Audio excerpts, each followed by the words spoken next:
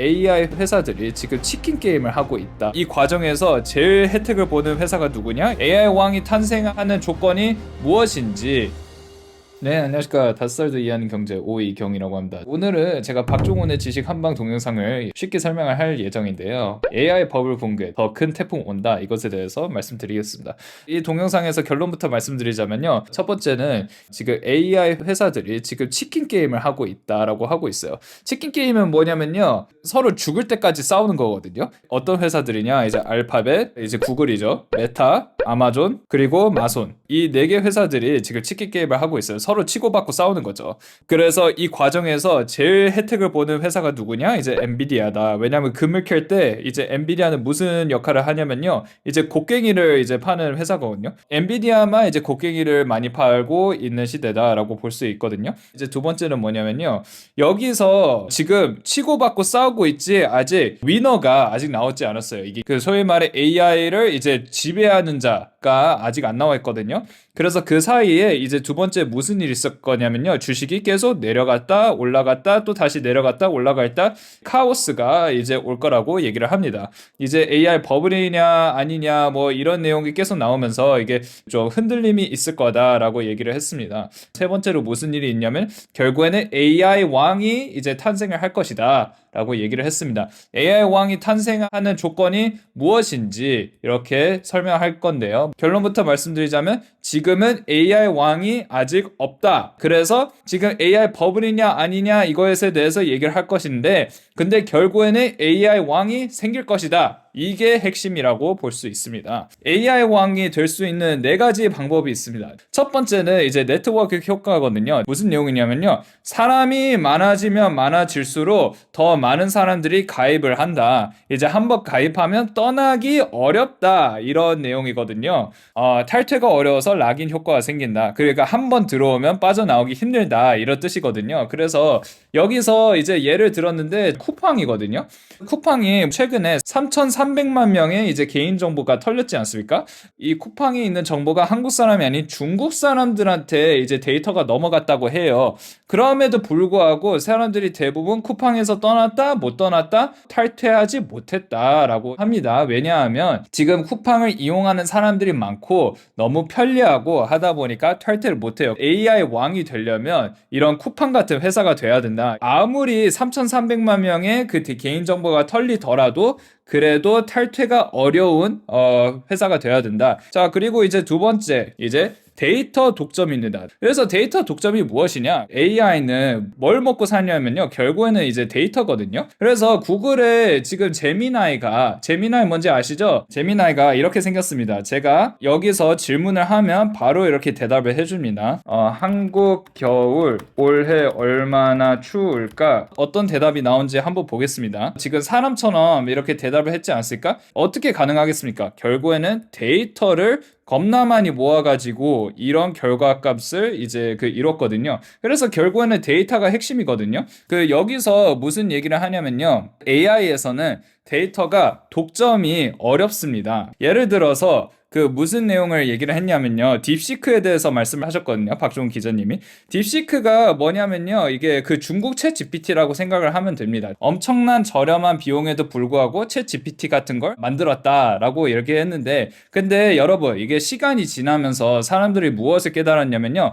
딥시크는 결국에는 챗 GPT를 가져와서 그냥 있는 그대로 베낀 거예요. 딥시크가 새롭게 만든 게 아니고 챗 GPT에 있는 거를 그냥 따온 겁니다. 쉽게 말해서 이 딥시크라는 새로운 AI는 남의 AI, 그러니까 챗 GPT가 만든 답을 그대로 가져와서 다시 학습을 시키는 거거든요. 그래서 이것만 봤을 때 챗 GPT가 과연 데이터를 독점을 했을까? 독점 못했죠. 독점을 할 수 있었으면 딥시크가 이 데이터를 못 가져갔겠죠. 그러니까 데이터는 계속 여기저기 떠돌아다닌다. 이렇게 얘기를 할 수 있는 겁니다. 그런데 이제 떠돌아다니는 게 없어지고 결국 한 회사에서만 그 데이터를 다 가지면 결국에는 그 AI 회사가 왕이 된다라고 이렇게 얘기를 할 수 있거든요. 두 번째는 결국에는 한 회사 회사가 데이터를 독점을 할 수 있어야지 이제 킹이 된다라고 할 수 있습니다. 자, 근데 지금은 그렇지 않는다라고 얘기를 하고 있는 거죠. 자, 세 번째, 이제 무형 자산이어야 됩니다. 무형 자산. 지금은 왜 AI 왕이 아니냐면요. 지금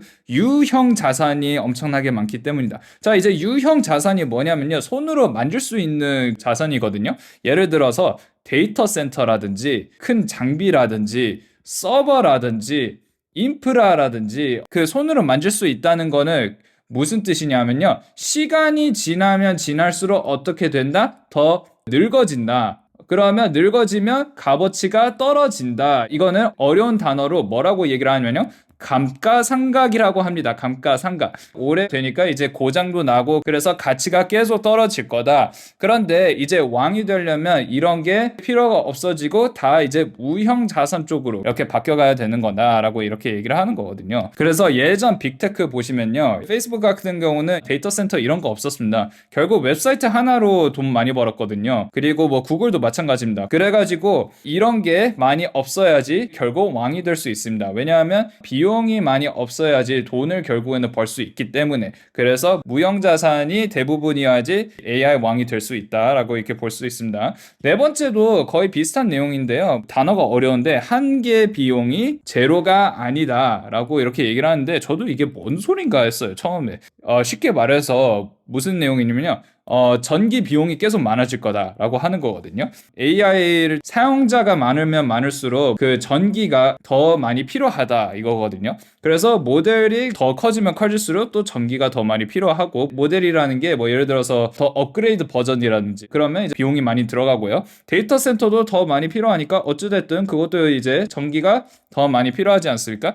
그래서 결국에는 이 비용이 컨트롤이 되면 거기서 이제 AI 왕이 나올 가능성이 높다라고 이제 얘기를 하는 겁니다. 그 예전에는 한번 시스템을 만들면 사람이 많아져도 비용이 거의 0이었거든요. 예를 들어서 페이스북에 사람들이 더 많이 사용한다고 해가지고 비용이 막 엄청나게 막 늘거나 뭐 그런 건 절대 아니거든요. 그런데 지금은 이제 AI를 사용하면 사용할수록 비용이 겁나 많이 올라간다라고 이렇게 볼 수 있거든요. 비용이 이게 어느 정도 통제가 되면 결국에는 AI 왕이 이제 생길 수 있다라고 이렇게 볼 수 있는 거거든요. 그래서 지금 네 가지 조건을 가지고 있는 회사가 단 하나도 없습니다.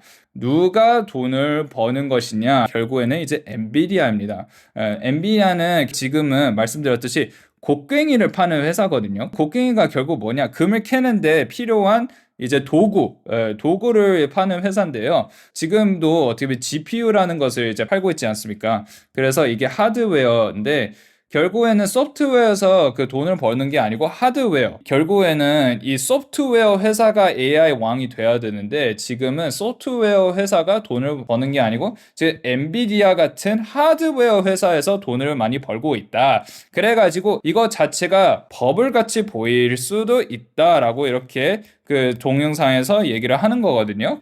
쉽게 말해서 금 캐는 사람은 돈을 못 버는데 곡괭이만 파는 사람들은 돈을 겁나 많이 번다. 그래서 사람들이 의문점을 들 수 있거든요. 정상인가 하면서 의문점이 들면서 계속 흔들린다. 그게 바로 이제 두 번째 포인트죠. 그런데 이제 세 번째 결국에는 AI 킹이 탄생한다. 진짜 금을 캐는 회사가 나타날 것이다. 언젠가는 네 가지 조건을 해결한 회사가 나타나서 진짜 AI 혁명을 완성할 것이다 라고 박종훈 기자님이 동영상에서 얘기했습니다. 근데 그 전까지는 주가가 계속 올라갔다 내려갔다 이런 울퉁불퉁한 길을 계속 갈 것이다 라고 그 얘기를 했습니다. 그러면 엔비디아는 단순히 이제 그냥 그 하드웨어 회사냐? 그거는 이제 아니거든요. 엔비디아는 소프트웨어 회사기도 해요. 이거는 박종훈 기자님의 동영상이 안 나와있지만 그거는 꼭 말씀드리고 싶거든요. 왜냐하면 엔비디아는 물론 이제 그 GPU를 많이 만드는 회사예요. 그런데 왜 엔비디아 소프트웨어 회사냐라고 하는데 결국 쿠다 시스템 때문이거든요. 엔비디아 GPU를 이용하는 결국에 소프트웨어라고 생각을 하시면 됩니다. 그래서 이제 엔비디아는 회사가 물론 곡괭이를 파는 회사지만 금 회사가 될 수도 있는 거거든요. 엔비디아를 단순히 하드웨어 회사니까 GPU 이제 너무 많이 만들었으니까 더 이상 이상 못 만드는 거 아닌가라고 해가지고 엔비디아 주식을 팔면 된다 안 된다? 안 됩니다. 오히려 이제 거기서 떨어지면 매수 찬스다라고 이렇게 볼 수 있거든요. 왜냐하면 결국에는 엔비디아도 소프트웨어 회사니까. 그래가지고 우리가 앞으로 지켜봐야 될 거는 이제 얼마나 주가가 이게 내려갈 것인가. 왜냐하면 저희 결과는 거의 100% 되거든요. 결국에는 AI의 왕이 나중에 탄생을 할 것이다. AI 혁명은 나중에 일어날 것이다. 그 전에 AI 버블이 터지는 거 아니냐라고 해가지고 주가가 확 빠져서 그러면 이제 우리는 미래를 아니까 이때 무엇을 하면 된다? 매수 찬스를 고려를 해야 된다라고 이제 큰 그림으로 이제 말씀드릴 수 있습니다. 자, 오늘도 시청해 주셔서 감사드리고 구독, 좋아요, 알림 설정 부탁드리겠습니다. 감사합니다.